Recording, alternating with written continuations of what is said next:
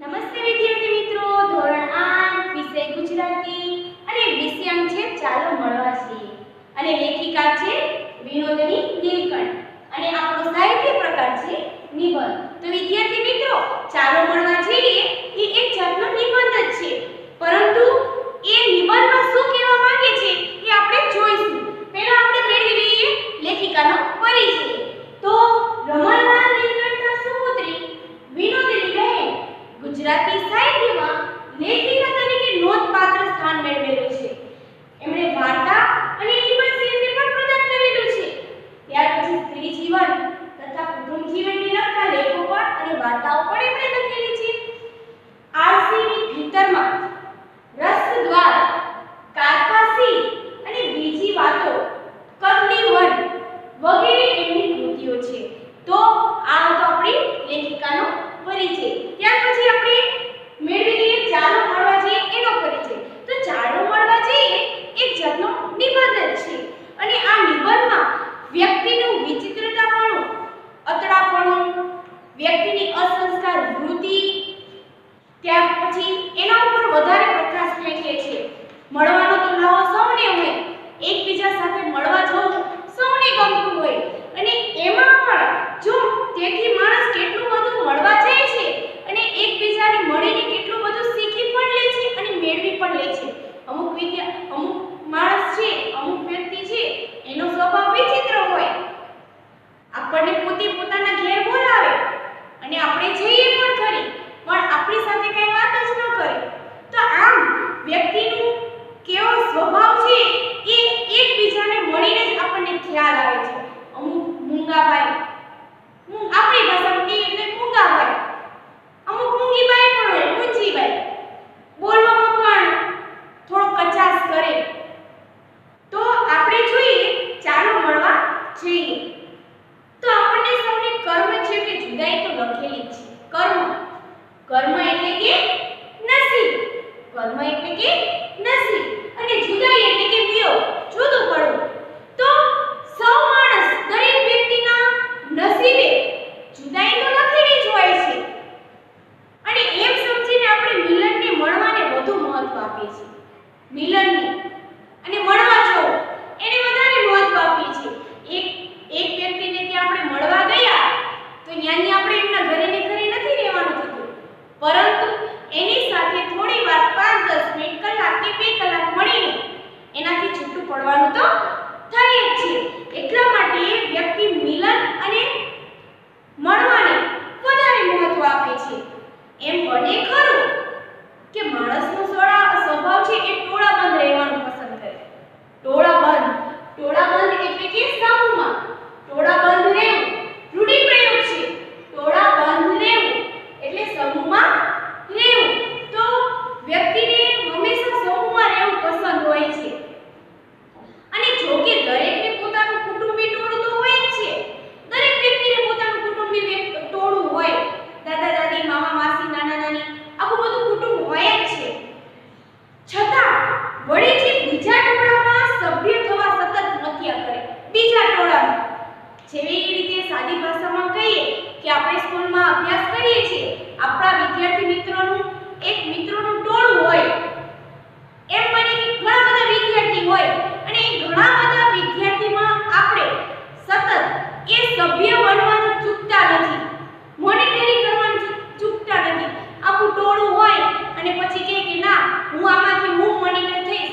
કોઈ તમને કંઈક પ્રયોગ સોંપવામાં આવ્યો હોય અને તમે એમ કહો કે આમાંથી હું મોનિટરિંગ કરીશ. તો આવી રીતે એક વ્યક્તિ દરેક ટોળામાં, દરેક સમૂહમાં આમ સતત ને સતત સભ્ય બનવા ઈચ્છતો હોય છે. તો અને તેવી જ મનુષ્ય કાયમ બીજા લોકોને, આના કારણે જ મનુષ્ય છે કાયમ માટે, હંમેશા માટે બીજા લોકોને મળવા જવામાં ગૂંથાયેલો હોય છે. ગૂંથાયેલું રહેવું, રચ્યું પચ્યું રહેવું. ગૂંથાયેલું રહેવું તો રચ્યું પચ્યું રહેવું. તો આપણા ગામમાં આવી રીતે મળવા જવાનો રિવાજ છે કે નહીં એ તો લેખિકા કહે છે કે હું જાણતી નથી. લેખિકા કહે છે કે આપણા ગામમાં આવી રીતે મળવા જવાનો રિવાજ છે કે નહીં એ તો હું જાણતી નથી. એટલે કે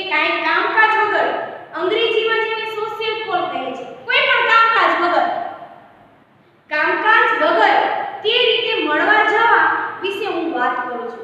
લેખિકા કહે છે કોઈ પણ જાતનું કંઈ કામકાજ જ ન હોય તો પણ એક વ્યક્તિ બીજા વ્યક્તિને મળવા જાય એની વાત લેખિકા આપણી સમક્ષ કરે છે. અંગ્રેજોની ભાષાના શબ્દો ઉપરથી તે લોકોનો આ સંબંધનો એક વિચિત્ર રિવાજ યાદ આવે છે. લેખિકા કહે છે અંગ્રેજો છે અંગ્રેજોની ભાષાના શબ્દમાં ઉપરથી લોકોના સંબંધો વિશે એક સંબંધ વિશે વિચિત્ર ખ્યાલ લેખિકાને આવે છે. તે વિશે કહી દઉં. એ વિશે લેખિકા આપણને જણાવે છે કે અંગ્રેજો પોતાના ઘરને દરવાજે કે દિવાલે અંગ્રેજો છે એ પોતાના ઘરને દરવાજે અથવા દિવાલે ઉપર ઘરમાં નથી, દિવાલ ઉપર ઘરમાં નથી, દરવાજા ઉપર અથવા ઘરની દિવાલ ઉપર એવું લખાય ઘરમાં નથી એટલે કે નોટ એટ હોમ. ઘરમાં કોઈ નથી, નોટ એટ હોમ ના અક્ષરવાળી નાની પેટી રાખે છે.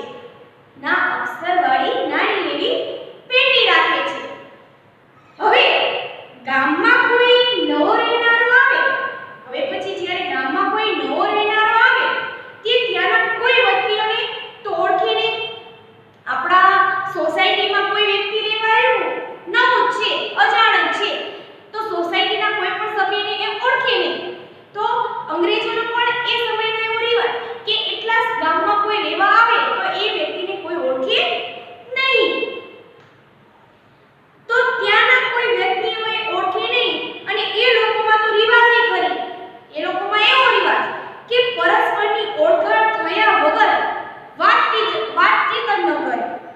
એ લોકોમાં એવો જ રિવાજ કે પરસ્પર તમે ને હું અને તમે આપણે બંને એકબીજાને ઓળખીએ નહીં તો આપણે બંને એકબીજા સાથે વાત પણ ન કરીએ. એવી જ રીતે ત્યાં રિવાજ કે નવા આવ્યા એકબીજાને ઓળખે નહીં તો એકબીજા સાથે વાત પણ ન કરે. અજાણ્યાને નવા ગામમાં કોણ ઓળખે કે ઓળખાવે? અજાણ્યા વ્યક્તિ હોય, નવું ગામ હોય, કોણ ઓળખે અને ઓળખાવે? એવો પ્રશ્ન. તેથી પેલી નોટ એટ હોમની પેટીમાં તે કામ બજાવે. ઓળખાણ કરવાનું કામ કોણ કરે? એકબીજા સાથે ઓળખાણ કરવાનું કામ કોણ કરે? નોટ એટ હોમ ની જે પેલી પેટી છે એ પેલી પેટી જ એકબીજા સાથે ઓળખાણનું કામ કરે. આપણે સમાજમાં એવું નથી. નવો આગંતુક પોતાના નામના કાર્ડ ઉપર નવો આગંતુક એટલે આવનાર વ્યક્તિ.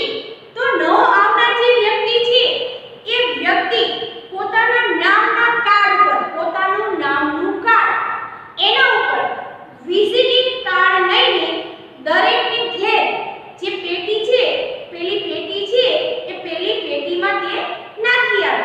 નવો આવનાર જે વ્યક્તિ હોય સોસાયટીમાં ગામમાં નવો રહેનાર જે વ્યક્તિ આવ્યો હોય એ પોતાના નામનું કાર્ડ હોય એ કાર્ડની ઉપર એ દરેક પોતાનું નામ ને વ્યવસ્થિત લખીને સરનામું લખીને એ કાર્ડ છે એ વિઝિટિંગ કાર્ડની એ જે પેટી છે એ પેટીની અંદર એ વિઝિટિંગ કાર્ડ નાખી આવે. અને પછી તે નવા આવેલા ગૃહસ્થને બધા પોતાની ઘેર ચા પીવા બોલાવે. એ પોતાના નામનું કાર્ડ નાખી આવે ને પછી દરેક સોસાયટીના જે સભ્યો છે ગામના સભ્યો હોય જે રહેનાર વ્યક્તિ હોય એ નવા મહેમાન જે નવો રહેનાર આવનારને પોતાના સમય પ્રમાણે એને પોતાને ઘેર ચા નાસ્તા માટે બોલાવે, મળવા બોલાવે અને ઓળખાણ કરાવવા એટલે કે ઇન્ટ્રોડક્શન એકબીજા સાથે ઓળખાણ કરાવે. તો ઇન્ટ્રોડક્શન એક લોકો કેટલી હદ સુધી મહત્વ આપે છે તે સાંભળો. હવે લેખિકા કહે છે કે એકબીજા સાથેનું જે ઇન્ટ્રોડક્શન છે એકબીજા સાથેની ઓળખાણ છે એ કેટલી હદ સુધી એમના માટે મહત્વની છે એ આપણને કહે છે. તો સાંભળો. એકવાર એક માણસ નદીમાં ડૂબી જતો હતો. અને તોય તેને જોઈને કિનારે ઊભેલો અંગ્રેજ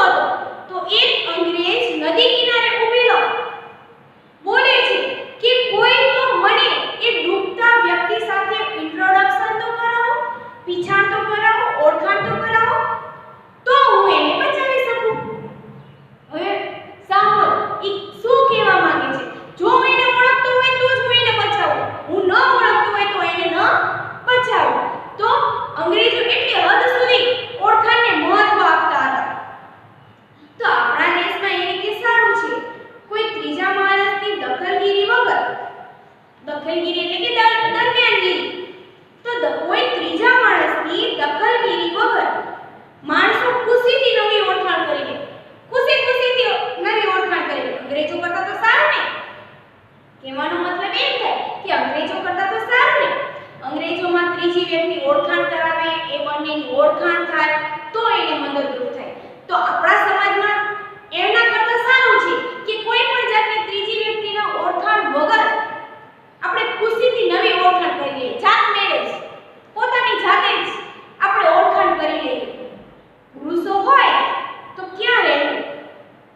ગમે ત્યારે એક વ્યક્તિ બીજા આપણા દેશમાં ગમે ત્યારે એક વ્યક્તિ બીજા વ્યક્તિને મળે કે કોઈ બસમાં ભેગી થાય, જો અચાનક આપણે ક્યાંક જવાનું થયું ત્યારે ગમે ત્યારે આપણે બસ હોય તો બસમાં આપણે મુસાફરી કરતા હોય તો આપણી પાસે આવીને કોઈ અજાણી વ્યક્તિ, સ્ત્રી હોય તો સ્ત્રીની બાજુમાં સ્ત્રી બેસે, લેડીઝ હોય તો લેડીઝ એટલે કે લેડીઝની બાજુમાં લેડીઝ બેસે અને જેન્ટ્સ હોય તો જેન્ટ્સની બાજુમાં જેન્ટ્સ બેસતા નહીં. આપણે જાતે જ આપણે જે ફાવે તે આપણે જે એની ઓળખાણ કરવાની હોય તે આપણે પૂછવા લાગીએ. તો પુરુષ હોય તો ક્યાં રહેવું? તમારો શું ધંધો છે? તમે શી કમાણી કરો છો? સો વિસ્તાર બધું જ પહેલા 2 મિનિટની અંદર આપણે પૂછી લઈએ. ભલે એને ઓળખતા ન હોય જાતે ઓળખાણ કરવા લાગીએ. ભલે એને આપણે એની પછાણતા જ ન હોય જાતે આપણે એની ઓળખાણ કરવા લાગીએ. 2 મિનિટની અંદર એનો આખો બાયોડેટા તૈયાર કરી નાખીએ આપણે. તો અને સ્ત્રી પહેલી વાર મળે તો શું ન્યાય છે? શું કરે છે? એમ કે તમે શું કરો છો? ક્યાં રહો છો? ક્યાં રહેવું? સાસરિયું પિયર ક્યાં છે? 7 છોકરા છે એટલે કે કેટલા છોકરા છે?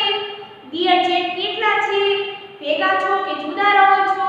વગેરે નહીં પણ 1 મિનિટમાં જાણી લે છે. આખો સ્ત્રી હોય તો 1 મિનિટમાં આખો બાયોડેટા તૈયાર કરી લે છે. અને પછી તો સંસ્કૃતમાં કહેવત છે, સર્વધર્મ ભાષણમ પૂર્વ માહુ. સર્વધર્મ ભાષણમ પૂર્વ માહુ કે વાતચીત થઈ એટલે મૈત્રી થઈ. ગમે ત્યારે વાતચીત થાય, કોઈ પણ અજાણ્યા માણસ, અજાણ્યા વ્યક્તિ આપણી સાથે બસમાં મુસાફરી કરે, આપણે એની સાથે વાતચીત કરી એટલે સમજી લો કે એની સાથે મિત્રતા બંધાઈ ગઈ. અને એ જ રીતે પછી તો આવજો આપણે ઘેરનું આમંત્રણ અપાઈ જાય. આ આપણા સમાજની વાત છે. એકવાર બસમાં કલાક 2 કલાક અજાણી વ્યક્તિ હોય એની સાથે મુસાફરી કરી અને પછી તો જ્યારે આપણે બસમાંથી ઉતરીને ત્યારે કહી દઈએ કે આવજો ત્યારે સુરેન્દ્રનગર આવો તો અમારા ઘરે. બરાબર ને? તો કેટલાક લોકો પારકાની ગેમ સાવ સરળતાથી ભળી જઈ શકે છે. કેટલાક લોકો છે પારકાના ઘરે જાય, બીજાના ઘરે જાય તો સાવ સરળતાથી ભળી જાય છે. પહેલી જ વાર ગયા હોય તોય ભાભી જાની માથાકૂટ ન કરતા.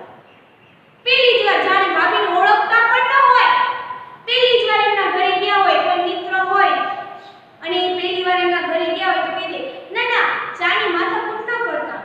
આપણે તો રહ્યા સાધુરામ, દૂધ હશે તોય ચાલશે, જરા કેસર એલચી બદામ પિસ્તા નાખી દેજો ને. તો અમુક લોકોનો કહેવાનો મીનિંગ લેખિકાનો એવો થાય છે કે વ્યક્તિએ સ્વભાવ બદલાય છે. અમુક વ્યક્તિ 1 મિનિટમાં પોતાના બનાવી દે, અમુક વ્યક્તિ જ્યારે પોતાનું છે એવું માનીને ચાલે. તો આમાં પણ લેખિકા એવું જ કહે છે કે વ્યક્તિનો સ્વભાવ બદલાય છે. તો એટલું બધું એમ કહી દે છે.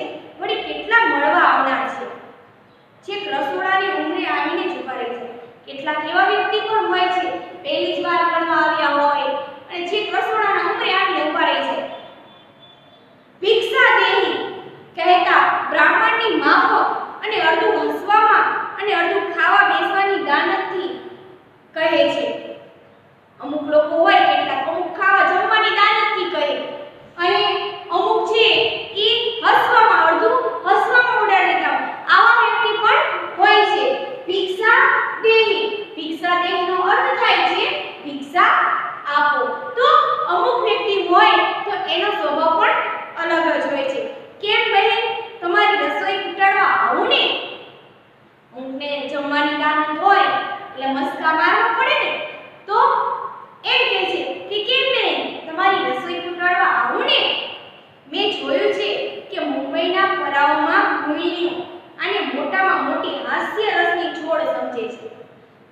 મુંબઈના પરાઓની વાત કરે છે કે મુંબઈના પરાઓની જે ગૃહિણીઓ છે, જે આવા દાનતવાળા વ્યક્તિ હોય, આવા સ્વભાવવાળા વ્યક્તિ હોય, એને હાસ્યમાં ઉડાડે છે અને તે ઉપર વારી છે પેલા ભૂખ્યા ભાઈને જમાડી પણ બેસાડી પણ દે છે.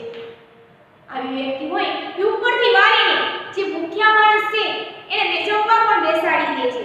આ રીતે જમવું અને જમાડવું તે બે ક્રિયાઓમાં એ લોકોને ખૂબ મજાનો ખ્યાલ સમાયેલો છે. મુંબઈના લોકોની વાત કરી છે અહીંયા કે જમવું અને જમાડવું આ લોકોને ખૂબ જ મજાનો ખ્યાલ સમાયેલો છે. તો હવે લેખિકા કહે છે કે હવે મુંબઈની વાત તો નીકળી જ છે. લેખિકા કહે છે કે મુંબઈની પરંપરાની વાત નીકળી જ છે, ત્યારે એક બીજું પણ કહી નાખો. મુંબઈની પરંપરાની જે વાત નીકળી છે ત્યારે બીજું પણ એક કહી નાખો. ત્યાં રવિવારની સવારે મળવા જવાનો ખાસ દિવસને સમય ગણાય. મુંબઈની વાત કરે છે કે રવિવારની સવારથી જ ત્યાં સવારે મળવા જવાનો અને ખાસ દિવસ અને સમય ગણાય છે. તે દિવસે દરેક વ્યક્તિ એકબીજાને ઘેર મળવા જાય. રવિવારનો દિવસ એટલે એનો છુટ્ટીનો દિવસ અને એકબીજાને મળવા જવાનો, ફરવાનો એક ખાસ દિવસ ગણાય અને તે દિવસે દરેક વ્યક્તિ એકબીજાને ઘેર જાય, મળવા જાય. એવો અણલખ્યો એટલે લખ્યા વગરનો કોઈ કાયદો નહીં, કોઈ નિયમ નહીં, અણનિયમ એમ અણલખ્યો પરંપરાનો એક કાયદો જ હતો, એવો નિયમ જ હતો. અને તે પણ રોજને વેસે નહીં, વેસ નહીં એમ કે રોજને વેસે નહીં જવાનું. રોજ જે કપડાં કે જે રીતે આપણે લેતા હોય તે રીતે નહીં જવાનું. વેશ પલટો કરીને જવાનું. વેશ પલટો કરવો એટલે રોજ કરતા જુદા કપડાં પહેરવા. રૂઢિપ્રયોગ છે વેશ પલટો કરવો, તો રોજ કરતા જુદા કપડાં પહેરવા. તો તે દિવસે વેશ પલટો કરીને જવાનું. વધારે યોગ્ય ગણાય છે કે રોજ પાટલું પહેરતા હોય તો ધોતિયું પહેરવું. રોજ પાટલું પહેરતા હોય તો ધોતિયું પહેરવું. ધોતિયું પહેરનારને ચૂડીદાર સલવાર ચડાવે. રોજે ધોતિયું પહેરતા હોય ચૂડીદાર સલવાર ચડાવે અને સલવાર પહેરનારને વળી અડધી પાટલુંમાં નીકળી પડે.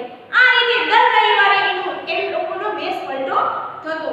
ટોપીવાળા હેટ અને હેટવાળા સાફો બાંધે ને સાફોવાળા છે એ ઉઘાડા માથે. આ વેશ પલટામાં કોઈ નિયમ કે ધારા ધોરણ છે નહીં. આ જે વેશ પલટો છે એનો કોઈ નિયમ કે ધારા ધોરણ છે નહીં. તેને મને પૂરી માહિતી નથી છે કે નહીં. લેખિકા કહે છે કે આનો કોઈ નિયમ કે ધારા ધોરણ નથી જ, પણ તોય છતાં મને એની પૂરી માહિતી નથી. પતિ પત્ની અલબત્ત મુંબઈ ગયા હોય, મુંબઈના રહેનાર હોય, પતિ પત્ની અલબત્ત એટલે કદાચ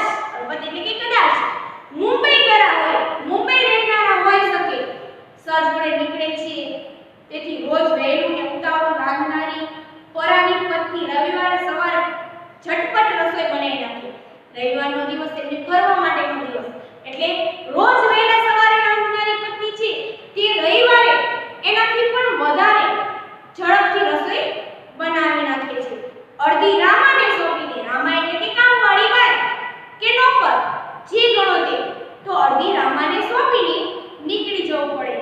પત્નીને માટે વેશ પલટો જરૂરી ગણાતો નહીં. પત્ની છે તેને માટે વેશ પલટો છે એ જરૂરી ગણાતો નહીં. મળવા પછી ચા નાસ્તો ખરો જ. મળવા જાય એકબીજાને તો ચા નાસ્તો તો ખરી જ.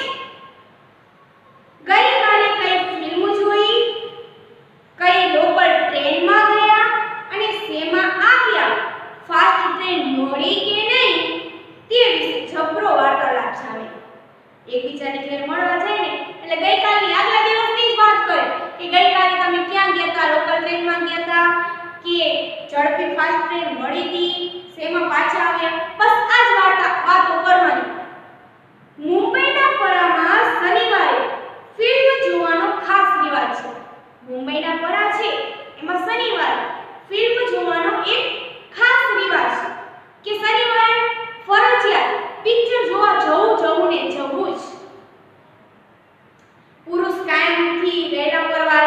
અને પત્નીઓ માથે જાજી દોરડી અને ફૂલોની વેણી ઉઠાવીને બાંધીને નીકળી પડે.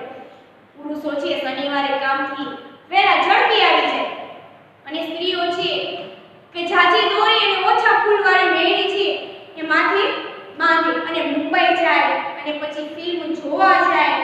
આ ફિલ્મ જોવા માટે ફ્રી પાસ, ત્યાં શનિવારે ફિલ્મ જોવા માટે, પિક્ચર જોવા માટે એવો ફ્રી પાસ એવો આપવામાં આવે અને એ ફ્રી પાસ અમુક એટલે કે અમુક જે સારા સારા નંબરો વાળા હોય એ લોકોને જ એ ફ્રી પાસ મળે. માટે ઘણા પ્રવાસી સ્ત્રી પુરુષો તનતોડ મહેનત કરે ફ્રી પાસ મેળવવા માટે. ઘણા સ્ત્રી અને પુરુષો બડી મહેનત કરે એ ફ્રી પાસ મેળવવા માટે. તેની અપેક્ષામાં ટ્રામ, બસની, વિક્ટોરિયા અને જરૂર પડે તો ટેક્સીના ભાડા પણ ખર્ચી નાખે. જરૂરી પડે તો ટેક્સીનું ભાડું પણ ખર્ચી નાખે. જેથી સરવાળે તો ભેગા ભેગી મારી એક જેથી તો સરવાળે સિનેમાની ટિકિટ ગાંઠને પૈસે લેવી સસ્તી પડે. ટેક્સીના ભાડા લેવા, કોઈ પર્સનલ ગાડી કરીને જાઓ તો એનો ખર્ચો દઈએ તો એના કરતા તો સિનેમાની જે ટિકિટ છે, પિક્ચરની જે ટિકિટ છે એ ટિકિટ ખરીદવી સારી. હવે હું મુંબઈના પ્રવાસીઓની લેખિકા કહે છે કે આજે મુંબઈના પ્રવાસીઓની જે નિંદા કરવા જ બેઠી છું. નિંદા એટલે કે ટીકા કરવી, વખોડવા. તો મુંબઈના જે પ્રવાસીઓની ટીકા કરવા બેઠી છું તો સાથે સાથે ભેગા ભેગી મારી એક ગુજ પણ અહીં મૂકી દઉં. પરાવમાં દર રવિવારે સવારે બધા એકબીજાને ઘેર જાય છે. પરાવમાં દર રવિવારે બધા છે સવારે એકબીજાને ઘેર જાય. ઘેર અને ત્યાં કોણ કોને ઘેર છે એ મળી શકતું હશે. બધા જ એકબીજાને ઘેર જવા નીકળી પડ્યા હોય તો લેખિકાને એવી પૂછ થાય છે કે બધા રવિવારનો દિવસ એટલે એકબીજાને મળવા જવાનો દિવસ, બધા જ એક સામટા એકબીજાના ઘરે નીકળી પડે તો કોણ કોના ઘરે હશે એવી એમની પૂછ હતી. તો એટલે કોઈ પોતાની ઘેર તો હોય જ સારું, કોઈ ના હોય પોતાની ઘેર, બધા એક સાથે નીકળી પડે તો કોણ કોના ઘરે હોય. લેખિકા કહે છે કોણ પોતાના ઘેર રહેશે એ જ નથી ખબર પડતી. તો અમારા અમદાવાદની વળી જુદા જ રંગની વાત છે. લેખિકા કહે છે કે અમારા અમદાવાદની તો વળી જુદા જ રીતની, જુદા જ રંગની વાત છે. અમારી તો કોઈની માંગી તાળી પણ ન આપે. અમદાવાદી છે, તમને ખ્યાલ છે કે અમદાવાદી માટે અલગ અલગ જાતની અલગ અલગ કહેવતો છે કે અમદાવાદી છે હરામજાદી, સાદી ભાષામાં કહે તો હરામજાદી કહેવાય છે. પણ એમ કહે છે લેખિકા કે અમદાવાદી તો માંગી તાળી પણ ન આપે. તમે તાળી માંગો ને તો પણ ન આપે. તો એ કહેવત પણ કાંઈ ખોટી નથી. લેખિકા કહે છે કે અમદાવાદી માંગી તાળી પણ ન આપે. તો એ કહેવત છે એ કાંઈ ખોટી નથી. એટલે અમારે ત્યાં જો તમને કોઈને મળવા જવાનું હોય, લેખિકા કહે છે કે અમદાવાદમાં અમારે ત્યાં કોઈ પણ ને મળવા જવાનું હોય તો પછી ભલે ને તમે તમારા યજમાન છે, તમે જેને મળવા જાઓ છો, જેના ઘેર તમે મહેમાનગતિએ જાઓ છો એ લાખોપતિ, અબજોપતિ કે કરોડપતિ કેમ નથી હોતો, પણ તરત ભારે વિવેકથી એ વ્યક્તિ ભારે વિવેકથી તમને હળવે અને ગંભીર સાથે પૂછવામાં આવશે કે પાણી પીશો. આ અમદાવાદની વાત છે કે તમને ભારે સામેથી પાણી ન આપે પરંતુ ધીમેથી હળવેથી સામેથી તમને પૂછે કે પાણી પીશો કે નહીં. અને તમે જો બિન અનુભવી કે અનુભવી અમદાવાદી હોય, બિન અનુભવી કે અમદાવાદનો તમને અનુભવ ન હોય અને બિન અમદાવાદી તમે અમદાવાદમાં રહેતા પણ ન હોય તો એટલા કાચા કે ના હોવા તો તમે ખરેખર કાચા કહેવાય. તો તમને અમદાવાદનો અનુભવ જ નથી એવું લેખિકા કહે છે. તો એવું લેખિકા એટલા માટે કહે છે કે